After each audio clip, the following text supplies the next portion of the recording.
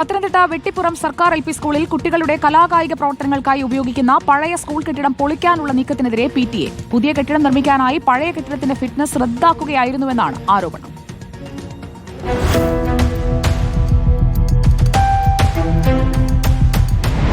1961 പത്തനംതിട്ട വെട്ടിപ്പുറം സർക്കാർ LP school കെട്ടിടം നിർമ്മിച്ചത്. നിലവിൽ സ്കൂൾ പ്രവർത്തിക്കുന്നത് പഴയ കെട്ടിടത്തിന് സമീപമുള്ള പുതിയ കെട്ടിടത്തിലാണ്. അസംബ്ലി, കുട്ടികളുടെ കലാകായിക പ്രവർത്തനങ്ങൾ, ഉച്ചഭക്ഷണം എന്നിവയ്ക്കായി പഴയ സ്കൂൾ കെട്ടിടം ഉപയോഗിച്ചു വരുന്നു. അറ്റകുറ്റപ്പണി പൂർത്തിയാക്കിയ ശേഷം കഴിഞ്ഞ ജൂണിൽ പഴയ സ്കൂൾ കെട്ടിടത്തിന് ഫിറ്റ്നസ് ലഭിച്ചിരുന്നു. ഓഗസ്റ്റ് 21 ഫിറ്റ്നസ് റദ്ദാക്കി.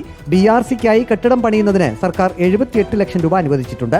പഴയ കെട്ടിടം പൊളിച്ചുമാറ്റി ഇവിടെ പുതിയ കെട്ടിടം നിർമ്മിക്കാനാണ് നീക്കമെന്നും ഇത് അനുവദിക്കില്ലെന്നും PTA ഭാരവാഹികൾ പറഞ്ഞു. BRCയുടെ കെട്ടിടം വരുവാന് സ്കൂൾ PTA സമ്മതിക്കില്ല. ഞങ്ങളുടെ കുഞ്ഞുങ്ങൾക്ക് ഒരു കളിക്കളമില്ല, കുഞ്ഞുങ്ങൾക്ക് ആഹാരം കൊടുക്കുവാൻ ഒരു സ്പേസ് ഇല്ല, ഞങ്ങളുടെ കുഞ്ഞുങ്ങളുടെ കലാകായിക പ്രവർത്തനങ്ങൾ നടത്തുവാൻ ഒരു സ്ഥലമില്ല. ഇത് BRCക്ക് വന്നാൽ ഭാവിയിൽ ഈ സ്കൂള് ഒരു UP സ്കൂൾ ആക്കണമെങ്കിൽ പോലും ഞങ്ങളുടെ സ്കൂളിന് അത് സാധിക്കില്ല. 150-ൽ പരം കുഞ്ഞുങ്ങൾ ഈ സ്കൂളിൽ പഠിക്കുന്നുണ്ട്. കെട്ടിടത്തിന് ബലക്ഷയമുണ്ടെങ്കിൽ പൊളിച്ചു കളയുന്നതിൽ എതിർപ്പില്ലെന്നും പകരം കളിസ്ഥലമാക്കി മാറ്റണമെന്നും അഭിപ്രായമുണ്ട്. ഇവിടുത്തെ കുട്ടികൾക്ക് ഉപകാരപ്രദമാകുന്ന രീതിയിൽ ഉള്ള സംവിധാനം ഉണ്ടാകണം. അല്ലാതെ ഇത് ഓഫീസ് സമുച്ചയമായിട്ട് മാറ്റിക്കഴിഞ്ഞാൽ ഈ സ്കൂൾ നാളെ ലാഭകരമല്ലാത്ത രീതിയിലേക്ക് പോവുകയും ഇത് പൂട്ടിപ്പോകുന്ന ഒരവസ്ഥയിലേക്കും എത്തിച്ചേരും.